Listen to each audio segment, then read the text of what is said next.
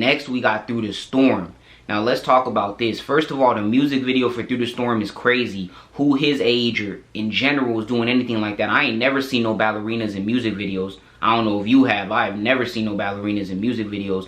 But, you know, he did his thing with that. You know, starting off with the whole nostalgic feeling of the beat sets up. It starts off with his sister, you know, calling him, saying that she knew he'd always make it. And then you got this whole, like, lullaby kind of sample. Like, you know, them baby things they hang over the crib, that do whatever, you know what I'm saying? That, you know, they sample that. You know, that's crazy that they even did that. And again, shout outs to Ayo for killing the beats on this album, and shout outs to Polo for being able to match that. You know, not a lot of people could do that. So to get back to the sequencing, you know, starts off dark and aggressive. The second beat is more dark. Now you got that dark transitioning into emotional and nostalgic, you know, reminiscent, you know. So it's real dope how the beats match, and, you know, they take a part of the last beat but then transcend to something else. So I feel like the beat is very unique.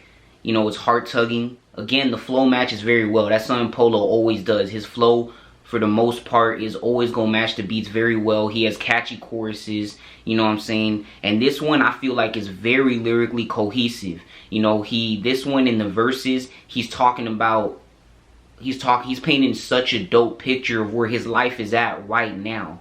He's painting such a dope picture, you know, the clothes that he wears, the cars that he drives, the stores that he goes shopping at, the feeling of his life. You know, you can hear the honesty in his voice, and the way he says it in a streamlined way. Like, he'll say, I was wearing this, driving this, going over here. I stopped and I spent this much money. You know, he's not jumping around. It's very tight. It's very cohesive lyrically.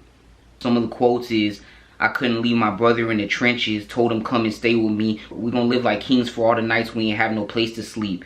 And he said, now I'm the golden child, used to think my mama hated me. So even though he's highlighting more than in his previous songs where he's at right now, he starts up that whole thing about the next theme, which is how he's still struggling, he's still grinding. You know, he made it out that struggle, but he's still grinding to, you know, get past his pain and his trauma and to help his brothers make it out too.